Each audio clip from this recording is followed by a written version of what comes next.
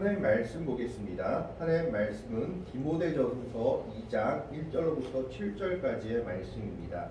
신약성경 338페이지에 있습니다. 신약성경 338페이지에 있는 디모데전서 2장 1절로부터 7절까지의 말씀을 교독을 하겠습니다. 2장 1절의 말씀을 제가 먼저 봉독해 올립니다. 그러므로 내가 첫째로 권하노니 모든 사람을 위하여 간구와 기도와 도고와 감사를 하되 우리가 아버지에 있는 모든 사람을 위하여 이는 우리가 모든 경건과 단정함으로 교회하고 평안한 생활을 하게 합니다. 이것이 우리 구주 하나님 앞에 선하고 받으실 만한 것이니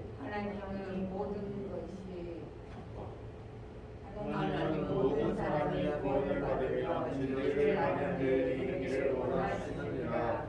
하나님은 한 분이시요 또 하나님과 사람 사이의 중보자도 한 분이시니 곧 사람이신 그리스도 예수다. 그가 모든 사람을 위하여 자기를 대속물로 주셨으니 귀하게 이르러 주신 증거이라. 7절의 말씀을 함께 읽습니다. 이를 위하여 내가 전파하는 자와 사도로 세움을 입은 것은 참말이요 거짓말이 아니니 믿음과 진리 안에서 내가 이방인의 스승이 되었노라. 아멘. 한 주 동안 주 안에서 평안하셨기를 바랍니다. 이렇게 함께 예배에 참석해 주신 모든 분들에게 감사의 말씀 드리겠습니다. 오늘은 맥추 감사 주일입니다. 맥추절이 무엇이냐라고 한다면 구약에 보면 절기 3개가 나옵니다. 유월절, 맥추절, 수장절. 이 3가지 절기 중에 유월절은 하나님께서 10가지 재앙을 내리실 때 마지막 장자 죽음을 피하게 하신 것을 기념하는 절기가 유월절이고 그래서 넘어갔다라는 뜻을 가지고 있고 그 다음에 두 번째 절기가 맥추절입니다.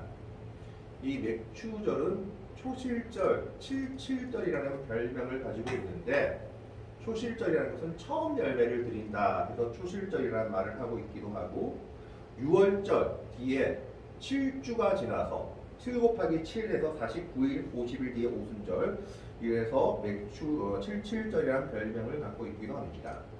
그래서 맥추절은 어떻게 보면 첫 수확을 거둔 것, 첫 열매를 거둔 것을 기념하는 절기인데 성경에서는 우리는 맥추절에서 보리를 얘기하고 있지만 구약의 성경에서는 밀을 거둔 것을 기념하는 절기로 보여주고 있습니다. 마지막이 수장절이죠. 수장절은 어떤 절기냐? 이제 수확을 다 하고 나서 수확한 곡식들을 창고에 넣어서 저장한 것을 기념하는 절기입니다. 그게 수장절입니다. 그래서 이 수장절을 초막절이라 하기도 하는데 그 이유는 40년 광야 생활 동안에 만나를 먹었고 집도 제대로 없었던 것을 생각하며 이 수장절 기간 동안 일주일 동안 초막을 지어놓고 이스라엘 백성들이 초막에서 생활하기 때문에 초막절이라는 별명을 가지고 있습니다. 그래서 오늘 우리가 드리는 이 맥추 감사 주일은 총회에서 정하기도 했지만 구약의 맥추절과 비슷하지만 조금은 다릅니다. 왜냐하면 구약의 맥추절은 아까도 말했지만 밀을 드리는 절기였고 밀의 첫 수확이었고 그리고 3월에서 5월이나 이 시기였지 7월 첫째 주는 아니기 때문입니다. 근데 이것이 우리나라 와서 한국적으로 변해서 보리를 처음 드리는 우리나라에서는 이제 보리가 처음 나는 곡식이기 때문에 보리를 처음 드리는 절기 맥추절 해가지고 이제 7월 첫째 주를 맥추절로 드리고 있는 겁니다.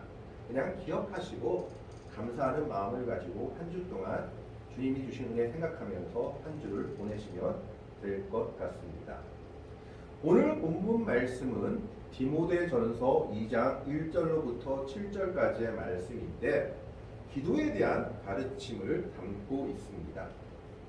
디모데는 어떻게 보면 사도 바울의 제자이자 아들과 같은 사람이었죠. 그래서 디모데 전서 후서는 어떻게 보면 디모데를 훈련시키기 위한 내용들, 그리고 교인들이, 성도들이 어떻게 살아가야 되는지에 대한 내용들이 담겨져 있다라고 볼 수 있습니다. 그런데 오늘 2장 1절의 말씀을 보면 사도 바울이 이렇게 얘기합니다. 그러므로 내가 첫째로 권하노니, 여기서 첫째로 권한다라는 말은 시간적으로 처음이다라는 뜻보다는 가장 중요한 것이다라는 뜻을 가지고 있습니다. 그래서 믿는 사람들에게 가장 먼저 사도 바울이 권면하고 있는 것이 무엇이냐? 기도하라라는 것입니다. 믿는 자들이 가장 먼저 해야 될 것, 가장 중요한 것이 무엇이냐? 기도라는 것이죠. 그런데 누구를 위하여 기도하느냐? 모든 사람을 위하여 기도하라라고 얘기하고 있습니다. 여기서 모든 사람이라고 했을 때, 아니 그러면 우리가 아는 모든 사람, 아니면 세상의 모든 사람을 위하여 기도해야 되는가라고 생각할 수 있는데, 그러면 너무 범위가 넓어져서 기도하기가 벅찰 겁니다. 여기서 모든 사람이라고 했을 때는 초대교회의 구성 인원을 생각해 봐야 됩니다. 초대교회는 어떤 사람들이 모여 있었냐 하면 주인과 종이, 귀족과 백성이, 평민들이, 때로는 왕의 신하들도 같이 모여 있었던 곳이 초대교회였습니다. 그래서 교회 안에서도 약간은 신분적인, 계급적인 차이가 있었던 겁니다. 물론 그것을 타파하려고 예배를 함께 드렸지만 그래도 거기에 대한 차이가 있고 차별이 있는 것은 어쩔 수 없었던 겁니다. 그래서 기도하는 경우에도 끼리끼리 모여서, 고린도전서에도 그렇게 나오죠. 잘 사는 사람끼리 모여서 같이 먼저 먹어버리고 가난한 사람들은 뒤에 와서 굶게 만드는 이야기들이 나옵니다. 그러니까 기도하는 경우에도 자기들끼리 모임을 만들고 자기들끼리 서로 기도해주고 이런 모습들이 있었다라는 겁니다. 사도 바울은 그것에 대해서 그러지 말고 구별 없이, 인종이나 국가나 신분에 구별 없이 모든 사람을 위하여 기도하라. 기도에는 차별이 없어야 된다라고 얘기하고 있는 겁니다. 지금의 교회에도 적용될 수 있겠습니다. 잘 사는 사람들을 위해서 더 기도하고, 교회에서 힘이 없는 사람들은 그냥 기도해서 빼버려도 되고, 이런 것이 아니라 모든 사람을 위하여 기도하는 것이 그리스도인들의 첫 번째 삶의 모습이 되어야 된다는 거죠. 그러면서 기도의 종류를 4가지를 얘기하고 있습니다. 간구와 기도와 도고와 감사를 하라라고 얘기합니다. 어떤 사람들은 이 기도의 4가지 종류는 그냥 다 똑같은 건데 단어만 다른 거다라고 얘기하고 있기도 합니다. 그러나 좀 더 구체적으로 들어가 보면 간구라는 것은 우리가 흔히 알듯이 긴박한 상황에서 어떤 특별한 성취를 위해 기도하는 탄원을 의미합니다. 내가 죽을 병에 걸렸다든가 우리 집이 너무 큰 어려움에 걸렸을 때 하나님께 특별하게 부르짖는 기도를 간구라고 하는 겁니다. 두 번째는 그냥 기도는 무슨 기도일까? 그냥 기도에 해당하는 헬라어는 프로슈카스라고 하는데 하나님을 향해서 경건한 마음을 가지고 내가 고백하는 모든 것을 그냥 기도라고 얘기하는 겁니다. 우리가 흔히 말하는 기도의 모습입니다. 그 다음에 도고가 나옵니다. 이 도고라는 말은 신약 성경에서 2군데밖에 안 쓰였는데 이 도고의 뜻은 무엇이냐? 다른 사람들을 위해서 기도하는 중보적인 기도를 도고라고 합니다. 우리 총회에서는 정장복 교수님이 이제 예배 신학이나 이런 분들이 용어 정리하면서 중보기도라는 말을 쓰지 못하도록 했습니다. 아마 합동에서도 마찬가지로 알고 있는데, 왜냐하면 중보자는 예수님 한 분뿐인데 우리가 중보기도를 할 수 없다. 그래서 중보기도라는 말은 맞지 않다 해서 쓰지 못하게 해서 그 단어가 도고로 바뀌었습니다. 그러니까 도고는 이웃을 위한 기도다라고 보시면 되겠습니다. 감사라는 것은 유카리스티아스라고 하는데 하나님께서 우리에게 주신 은혜와 은총에 대한 감사의 기도를 뜻합니다. 그러니까 굳이 구분하자면 간구는 급하게 너무 힘든 일이 있을 때 간절히 기도하는 거고, 기도는 우리가 하는 기도, 도구는 이웃을 위한 기도, 감사는 하나님께서 하신 것에 대해서 감사의 기도라고 얘기할 수 있겠습니다. 어쨌든 그리스도인들이 첫 번째로 할 것은 무엇이냐? 이런 기도를 하라는 겁니다. 모든 사람을 위해서. 그게 그리스도인들의 삶의 모습의 첫 번째 모습이 되어야 된다라고 얘기하고 있는 거죠. 뭐 잘 살아라, 뭐 하라 이게 아니고 기도하라. 그리스도인들의 첫 번째 모습은 기도의 모습이 있어야 된다라는 겁니다. 그런데 2절에 특별히 누구를 위하라고 기도하라라고 얘기하고 있냐면 2절의 말씀을 보면 임금들과 높은 지위에 있는 모든 사람을 위하여 하라. 이는 우리가 모든 경건과 단정함으로 고요함과 평안한 생활을 하게 합니다. 앞에서는 모든 사람을 위하여 기도하라 해놓고 왜 갑자기 또 임금들과 높은 사람들을 위하여 기도하라 하지? 기도도 차별을 두는가라고 생각할 수 있지만 이것은 이 당시 상황을 봐야 합니다. 이 당시 상황은 그리스도인들이 많은 오해를 받고 있던 상황입니다. 첫 번째 오해가 뭐냐 하면 그리스도인들은 반역자라는 오해를 받고 있었습니다. 왜 반역자라는 오해를 받고 있었냐 하면 그들은 황제 숭배를 하지 않았습니다. 로마는요, 다른 민족들의 종교에 대해서는 아주 간대한 정책을 폈습니다. 그런데 딱 한 가지 예외가 있었는데 황제 숭배 기간만큼은 황제를 숭배해야 됐습니다. 그것이 1년에 2번 정도 있었다고 합니다. 많은 기간도 아니고 보름에서 한 달. 그 정도 황제 숭배 기간만 황제를 숭배하는 그 예식에 참여만 하면 로마의 시민으로 인정받고 로마의 일원으로 인정받고 너희가 무슨 종교를 믿든지 자유롭게 놓아주었습니다. 그런데 그걸 안 한 사람들이 누구냐? 그리스도인들이었습니다. 우리는 황제를 신으로 섬길 수 없다라고 생각했죠. 그래서 그리스도인들은 항상 로마인들의 생각에는 저놈들은 반역자다. 황제를 인정하지 않는 반역자다라는 오명을 쓰고 있었습니다. 두 번째로는 그리스도인들은 사도행전에 보면 소란케 하는 자, 소동케 하는 자들이라는 별명을 가지고 있었던 것으로 보입니다. 사도행전에 보면 소동케 하는 자들이 여기에도 이르렀다라고 말하고 있는 것을 봅니다. 그 이유는 물론 유대인들과의 다툼 때문에 소란이 일어난 것도 있지만 그리스도인들, 예수 믿는 사람들이 예나 지금이나 말을 잘했던 모양입니다. 아주 말을 잘했던 모양입니다. 그래서 그 사람들이 모이기만 하면 논쟁이 끊이지 않았다고 해요. 성경에 보면 글라우디오 황제 때에 모든 유대인들, 특별히 기독교인들을 로마에서 다 추방한 사건이 일어납니다. 그래서 브리스길라와 아굴라가 그때 로마에서 추방돼서 바울을 만나게 되죠. 이때 그리스도인들이 로마에서 추방된 이유가 뭐냐 하면 그리스도인들끼리 신학적인 논쟁이 붙은 겁니다. 무슨 논쟁이 붙었냐 하면 예수님이 살아난 것이 역사적인 사실이냐 가연설이냐 그냥 영적으로 살아난 것인데 그렇게 이해하고 있는 것에 대해서 서로 논쟁이 붙은 겁니다. 유대교 그리스도인들은 자기들이 예수님을 직접 보고 부활을 직접 본 증인들은 예수님은 직접 살아나셨다라고 얘기를 했고 이방인 그리스도인들은 그 사실을 못 믿었던 거죠. 예수님이 직접 살아난 것이 아니라 영적 부활이야, 가연설이야 라고 하다가 둘이서 싸움이 붙었는데 이게 로마 온 시내를 소동케 할 정도로 시끄러웠던 모양입니다.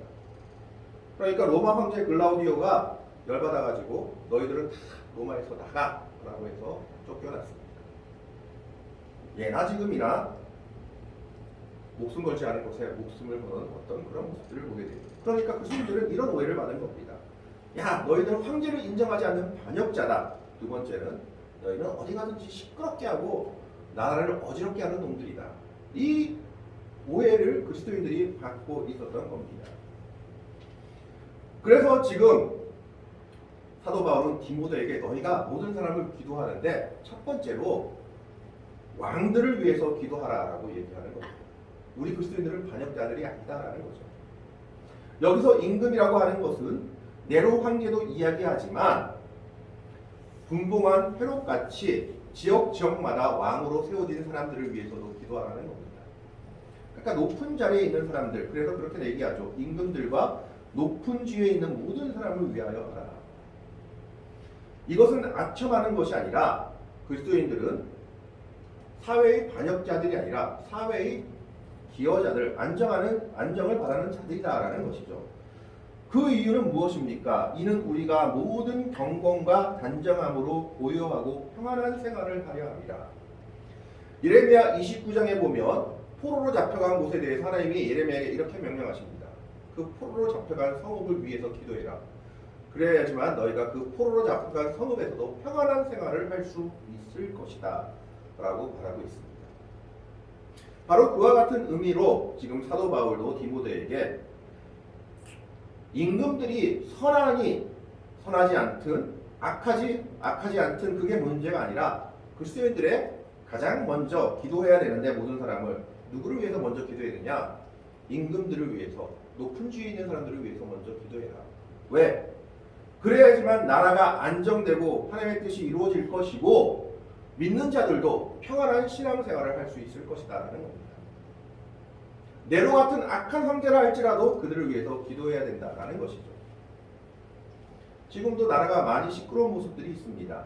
윤석열 대통령이 되고 인정하지 않는 사람들은 아직까지도 인정하지 않고 비방하고 비난하기도 합니다.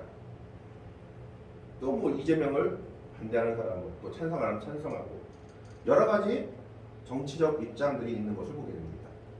정의당을 옹호하는 사람이 있는가 하면 허경영이 또 지지하는 사람도 있는 걸 봅니다.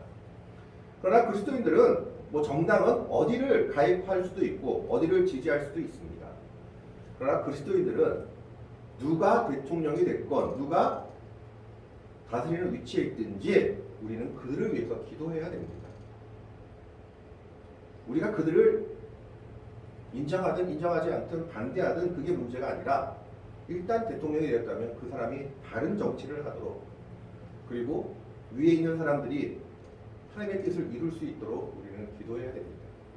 그게 그리스도인들의 기도의 삶의 모습이라는 거죠. 오늘 사도 바울이 그것을 이야기하고 있습니다. 그러면서 3절에 이렇게 얘기합니다. 이것이 우리 구주 하나님 앞에 선하고 받으실 만한 것이다. 이런 기도의 모습이 하나님께 선하다라는 겁니다. 비록 하나님을 모르는 이방 환대라 할지라도 궁공한 헤롯과 같은 사람이라 할지라도 그들을 위해서 기도해서 그들이 하나님의 섭리 속을 통해서 하나님의 뜻이 이 땅에 이루어지도록 위해서 기도하는 것이 그리스도인들이 마땅히 해야 할 바다라고 얘기하고 있는 겁니다. 그들은 모르더라도 그들을 통해서 하나님의 뜻이 이 땅에 이루어지며 고아와 가부와 나그네를 돌보는 정치가 이루어질 수 있도록 기도해야 한다라는 겁니다. 뿐만 아니라 4절은 우리에게 그렇게 기도해야 하는 이유를 말하고 있습니다. 4절의 말씀을 보면 하나님은 모든 사람이 구원을 받으며 진리를 아는 데에 이르기를 원하시느니라. 여기서 모든 사람이라고 말했을 때는 만민 구원서를 얘기하는 것이 아니고 그리스도의 은혜를 받아들이는 모든 사람들은 구원을 받기를 원한다는 겁니다. 거기에는 우리를 핍박하는 네로 황제라 할지라도 그리고 정말 우리를 힘들게 하는 헤롯이라 할지라도 구원의 대상에 포함된다는 겁니다. 왜 그들을 위해서 기도해야 되느냐? 그들이 정치를 잘하도록 나라를 잘 다스리도록 기도하는 것도 맞지만 결국 궁극적으로는 그들도 하나님의 백성이 될 수 있도록 그들의 구원을 위해서 기도해야 된다라고 얘기하고 있는 겁니다. 그걸 그리스도인들의 기도의 모습이 되어야 한다라는 겁니다. 그래서 오늘 사도 바울은 디모데에게 모든 사람을 위해서 기도해라. 차별 두지 말고 기도하지만 특별히 먼저 높은 사람들을 위해서 기도해라. 그 사람들이 좋아서 그 사람들한테 아첨하려고 하는 것이 아니라 나라의 안정을 위해서 우리의 평안한 신앙생활을 위해서 그렇게 해야 된다는 겁니다.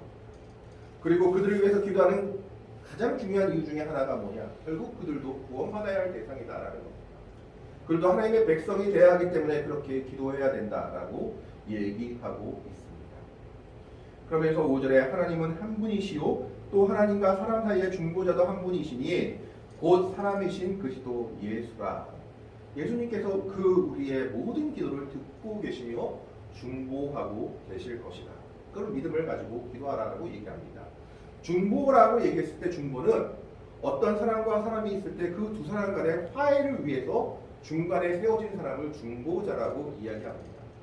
하나님과 우리가 죄로 말미암아 완전히 멀어졌지만 그리스도의 십자가의 보혈로 말미암아 그분께서 중보자가 되셔서 우리를 이어주셨습니다. 바로 그 말을 얘기하고 있는 겁니다. 그러면서 6절에 예수님께서 모든 사람을 위하여 자기를 대성물로 주셨다라고 얘기합니다. 여기서 모든 사람을 위해서 대성물로 주셨다고 해서 모든 사람이 구원받을 수 있다라고 얘기하는 것이 아니라 그 사실을 인정하는 사람에게 다 열려 있다라는 것입니다. 자기를 대속물로 주셨으니 기약이 이르러 주신 증거니라. 기약이 이르러 주신 증거라는 것은 예수님의 십자가가 성경의 말씀을 따라 때를 따라 이루어졌고 부활의 역사가 이루어졌다는 것을 말하고 있습니다. 그러면서 사도 바울은 그리스도인들에게 가장 먼저 뭘 얘기하느냐? 기도하라라고 얘기하고 있습니다. 많은 사람들이 기도하겠지만 그리스도인들의 특징 중에 하나는 기도의 모습입니다. 그리스도인들은 먼저 기도해야 한다라는 겁니다. 어떻게 해요? 모든 사람을 위하여 차별 없이 모든 사람을 위하여 기도하되 특별히 우리의 삶을 위해서, 우리의 신앙을 위해서, 임금들과 높은 지위에 있는 사람들을 위해서 먼저 기도해야 됩니다. 그래야 우리의 삶이 안정되고 신앙이 안정될 것이기 때문입니다. 설사 네로 황제와 같은 그리스도를 핍박하는 사람이라 할지라도 원수를 사랑하는 마음으로 그들을 위해서 기도해야 하는 것입니다. 왜냐하면 결국 그들도 구원의 대상이기 때문입니다. 그들도 구원받기 위해서 우리는 그들을 위해서 기도해야 됩니다. 그러면서 사도 바울은 7절의 마지막으로 이렇게 얘기합니다. 이를 위하여 내가 전파하는 자와 사도를 입은 세움을 입은 것은 참말이요 거짓말이 아니니. 그러니까 자기의 기도에 대한 가르침은 참말이라는 얘기죠. 이걸 왜 강조하느냐? 사도 바울을 사도로 인정하지 않는 사람들이 많았습니다. 너 예수님 죽이는데 함께 했잖아. 제자들 잡는데 함께 했잖아. 사도의 조건 중에 하나가 예수님을 직접 따라다녀야 되고 예수님의 십자가와 부활을 목격해야 됐습니다. 근데 사도 바울은 그렇지 않았다라는 거죠. 근데 사도 바울은 후에 고백하죠. 만삭하지 못한 내게도 예수님이 나타나셨다. 그러니까 나는 정말 사도니까 내 기도에 대한 이 가르침도 맞는 것이다. 그러니까 너희는 이렇게 기도하라라고 얘기하고 있는 겁니다. 그래서 믿음과 진리 안에서 내가 이방인의 스승이 되었노라라고 얘기하면서 자기가 이방인의 사도로 하나님이 세워줬음을 말하며 그리스도인들은 특별히 기도하는데 모든 사람을 위해서 기도하고 특별히 먼저 높은 사람들을 위해서 기도해라. 그것이 너희를 위한 것이고 믿음의 삶을 위한 것이고 이 나라와 이 나라를 위한 것이다 라고 얘기하고 있는 겁니다. 위정자들에 대한 비판을 할 수 있습니다. 그래서 예수님께서도 헤롯을 보고 여우라고 비판을 하셨습니다. 그러나 우리가 그 위정자들을 위해서 비판할지라도 그들을 위해서 우리가 해야 될 일은 무엇이냐? 기도하는 겁니다. 모든 사람을 위해서 기도하고 특별히 임금들과 높은 지위에 있는 사람을 위해서 기도합니다. 그것이 우리가 모든 경건과 단정함으로 고요하고 평안한 생활을 하기 위해 기도해야 된다. 우리의 신앙을 위해서 그렇게 기도해야 된다라고 말하고 있는 겁니다. 여기 있는 성도 여러분 모두가 기도의 삶을 살기를 원합니다. 첫 번째 모습이 기도의 삶이 되기를 원합니다. 기도하되 모든 사람을 위하여 기도하는 자가 되기를 바랍니다. 내가 좋아하는 사람만 내 곁에 있는 사람이 아니라 차별 없이 내가 기도해야 될 모든 대상을 위해서 기도할 수 있기를 바랍니다. 그러나 그 기도 가운데 먼저 우리의 삶을 위해서 임금들과 높은 지위에 있는 사람을 위해서 기도할 수 있기를 바랍니다. 그들이 지혜를 가질 수 있도록 그들이 하나님의 뜻을 이룰 수 있도록 그래서 이 땅이 안정되고 이 나라가 안정되어서 우리의 믿음의 삶도 우리의 믿음의 기도도 교회도 안정될 수 있도록 기도할 수 있는 그런 기도의 신앙을 가질 수 있기를 바랍니다. 오늘 이 말씀을 기억하면서 정말 첫 번째로 기도의 삶을 살 수 있을 때 모든 사람을 위하여 기도하는 믿음의 백성들이 되기를 그러나 그 기도 속에 먼저 임금들과 높은 지위에 있는 사람들을 위해서 기도하고 그들도 구원의 백성이 될 수 있도록 기도할 수 있는 믿음의 성도들이 될 수 있기를 그런 믿음의 길을 갈 수 있는 아름답고 복된 성도들이 되기를 주님의 이름으로 간절히 축원합니다. 기도하겠습니다. 하나님, 오늘은 사도 바울